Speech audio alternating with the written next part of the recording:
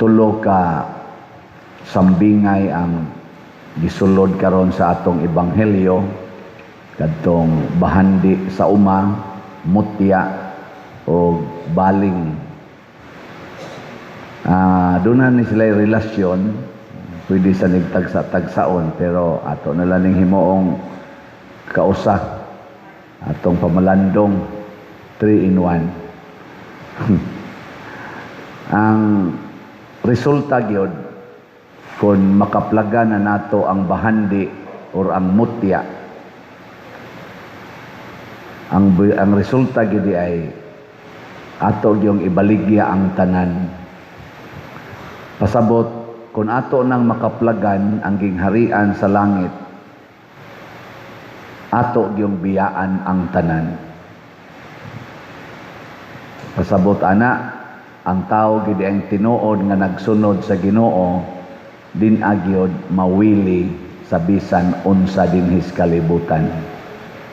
Sige, linyay mong tupad ing nawili pa kas mga premyo nga wa ka kadaog. Nawili mo sa inyong raffle ticket nga wa gyud makadaog. Awa kayo. Oy, ako, first time in my life, nakadaog kog duha ka consolation prize. Tag 15,000. Nya kay, wa naman ko mawili, ako lang sa tong ihatag sa atong simbahan. Naasay ni text kagabi nga ngatong Remy man tingali to, kay nahibaw mas Remy nga siya usa siya nakadaog online parishioner, nakadaog siya 100,000 gitiksan dayong Remy. Nya niingon anha lang nas parokya Rem. So ang mga winners labi na tong nakakuha sa 500,000, buutan man kuno tong nakakuha sa 500,000 na atoron dire. Wa di kuno dire kay graduation sa anak. Usa siya si kisa to Engineer Gina. Otsia. Sige sa kuno nagsimba din ambot kagiya ba sa kang biyaan ang tanan. Pero lahi man akong nakita Dias Plaza, ang tanang basura gibiyaan. Pagkaway ayo, sige pa kong announce ato, manglimpyo ta, ibutang yun sa basurahan. Kita no, ang atong biyaan, ang basura. Dili ang tanan. So mao na mga igsoon, unsa may gikinahanglan nato aron makaplaga nato ang gingharian sa langit ug matudluan ta nga mobiya sa tanan nga dili related sa gingharian sa langit. Mao nang matud pas unang pagbasa si Solomon or Salomon ba ni or Solomon, depende lang unsa inyong naandan. Si King Solomon ba anak man ni Hari David. Batanon pa kay siya nga gihatagan sa gingharian. Dako kayo ang gingharian nga gibilin siyang papa nga si David. Ang iyang gipangayo, Lord, di ko kamaong muhandol ani. Tagai ko kaalam, wisdom. Ug nalipay ang Ginoo. Kay ang wisdom manggod, bisag di ka mo eskwela, naana nato. Kana bang kamao kang mopili unsay maayo? Nya kamao sa kang mulikay unsay dautan, mo nay wisdom. Ang knowledge dili kay siya epektibo, kay ang knowledge usahay tan-aw nimo murag maayo nya dili di ay pare anang kamao kang mo gamit og pills, kanang pills ba, or kamao kang mo gamit og kondom, knowledge man na. Kamao kang mo gamit og ayude, unsa man na siya, maayo na o dili? Murag maayo, murag sag dili. Kay pananglitan og pare og madre mo gamit og kondom, maayo na dili? Maayo. Maayo na para nilang duha, pero dili maayo sa relasyon sa ilang matang sa kinabuhi. Ano bang knowledge na, pero wisdom lahi. Kay ang wisdom, mauman ang will of God, ang atong mahibawan, the will of God, ang kabubuton sa Ginoo. Pareha na kung masakit ka, naman kay knowledge, palit kag tambal, palit kag maintenance, niya magkinahanglan din kag kwarta. Knowledge na. Pero ang wisdom, kanang mahibaw ka nganong nasakit ka, ug unsa may gustos Ginoo ni anang imong sakit. Ano ba? Nilingya imong tupad. Ingna, nahibaw kag nganong ingon ana imong naong? Hindi ko naman. Ingna ba yun? Nahibaw ba ka unsay gustos Ginoo nganong inana imong naong? Ang ato karong naas gobyerno, apil naming ni asimbahan, nahibaw gyud ka sila nganong gibutang sila pagka presidente, pagka legislator, pagka judiciary, pagka-appointed nga mga executives, kanang nahibaw ka sila. Unsay gustos Ginoo nganong gibutang sila diha. Mao na ang resulta basta dili kita mo gamit og kaalam, dili nato madiskubre ang gingharian sa Dios sa atong kinabuhi. O kung sa may nahitabo sa dihang nakaplagan niya ang kadtong perlas, kadtong bahandi, ang gibutang gidiri nalipay kaayo siya. Kana bitang mubiya kas tanan tungod sa imong kalipay. Mo nay wisdom, nalipay kay siya.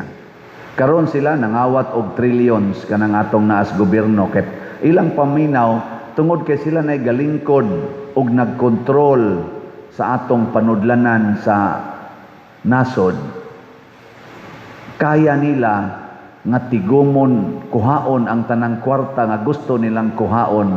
Kaya nila nga gunitan ang tanang gahom nga gusto nilang gunitan. Unya, mao kuno nay makalipay nila. Pero unsa may resulta karon? Sila wa malipay, kita sa duwa malipay. Ana. Si King Solomon sa dihang gisunod niya ang Ginoo kanunay, purti niyang lipaya, purti sang lipayas mga tao ug nilambo ug maayo ang iyang gingharian. Ana, mananglitan ron kadtong niaging pasalamat ano nga gahapon wa giuwan hasta ni adtong pagprosesyon nato. Kinsay nakakuyog sa prosesyon ta sa ngamot. Oh, Jotera kayo. Kinsay naka-appeal sa atong baryo pista gahapon dire Loyo, ta sa ngamot. Jotera sad kayo.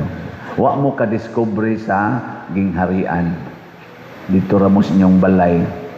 Ang atong prosesyon niabot to og mga 2 hours and 15 minutes. Nya wa gid ta giuwan. Ang ato sang kalihukan gahapon, nagsugod ta paghuman gid sa alas 4 nga misa ni Archbishop Palma, mga alas 5:45 dito na ta sa Loyo sugod. Nakasugod ta hapit na alas 7. Nya way lingkuranan. Nya ang resulta nangabot sang lingkuranan nga wala sa teganang mulingkod. Ito nga, naay mga lapses, tawag na ito lapses, pero malipayon kay ta dito sa Loyo. Kalipay nga dili ba tungod kay daghan kay tag kwarta. So do nagi kalipay basta ang atong gisunod ang kabubutos Ginoo. Pero niadtong pizza 23, grabe kayong uwan, pero wa man to kaabot uwan na og 2 hours. Naaraman to sa mga almost 1 hour. Pero ang baha, perting baha, dili lang din sa dool sa ato, sa Cebu, ubang mga lugar, baha. O kini mao ni resulta sa ilang pagkuha sa budget sa flood control. Nawa gyud mahimo ang mga dagkong mga flood control nga tinuod o mga dagko nga mga drainages nga tinuod. Pero ang budget na-release. Pero ghost project kasagaran niya ang uban substandard. Karon nangaguba na, wa nay control. Flood na lay nahibilin, wa nay control. Flood control man ang tato. Nangalibon ang atong mga umakaron sa mga probinsya, sa mga bukid, nganuman kay gikuha sa nila ang budget sa farm to market roads. Basa kayo ang mga classroom karon kay nagto niya mga estudyante di ka klaro klase kay wa sad sila classroom niya mamasilong lang sila sa laom sa kahoy og sa mga stage unya kay nag-uwa naman di wa na sad sila klaseng tarong kay ila sang gikuha ang budget sa DepEd na para unta to i-construct og i-repair sa mga classrooms. Mga igsoon, knowledge ang ilang gigamit pagkawat sa mga kwarta sa atong nasod. Dili wisdom. Dili man kabubuton sa Dios nga mangawat. Muna, diri sa atong ikaduhang pagbasa, niingon diri, nasayod kita nga diha sa tanang butang, nagbuhat ang Dios alang sa kaayuhan ni adtong nahigugma kaniya. Basta nahigugma tas Ginoo, di ta mahigugma sa kwarta, di ta mahigugma sa hinimos Ginoo. Ang tanan kunong butang buhaton sa Ginoo nga maayo alang kanato. Wisdom na. Higugma ang Ginoo, ang tanang butang mahimong maayo. Tanawa si Santiago Apostol. Unsa man ang nahitabo niya. Naputol iyang liog, maayo na dili. Oy tubag. Nganong hinay man kay mong tinubagan? Dili na maayo kung ang atong gamiton knowledge. Unya kay si Santiago nahigugma man sa Ginoo. Nahimong maayo, tanawa karon nahimo nato siyang santo. Gipasidunggan siya hangtod karon. Kadtong pagkasakit ni San Roque, magpista na ra ba sa karong Agosto San Roque, karon ganina na may mga pistang San Roque. Oh, maayo to nga nasakit siya. Ang edad niya 32 pa mga anak. Nasakit siya, nya namatay gid siya siyang sakit. Maayo to dili. Duha ra ka buok ang ikan. Suway ninyo. Oh, preaning brado, nag-wheelchair na. Maayo na dili. Sige, ilis mo. Pero ang pangutana, nahigugma batas Ginoo. Si San Roque kay nahigugma mas Ginoo, nasakit man siya sa pag-alagad sa Ginoo ug sa mga tao. Lami kitong iyang paminaw ato. Nindot kaayo. Kamong namalit og raffle tickets nga nahigugmas Ginoo, nya wa mo ka daog. Lipay kay mo ana. Nya kadto sang namalit og raffle ticket, nya nakadaog nya nahigugmas Ginoo, di gyud mo claim sa prices, inyo ra nang ihatag sa simbahan kay lipay kayo mo. Mo na siya lungtad. Mabiyaan nimo ang tanan. Muna diri sa atong tubag sa Salmo niingon ta Ginoo, gihigugma ko ang imong mga sugo. Ug unsa man gisugo sa Ginoo para makasuod tag langit, biyai ang tanan, kwarta, balay, anak, inahan, sa panadiha ginikanan o asawa, bana, kabit, tanan biyai tungod sa Ginoo.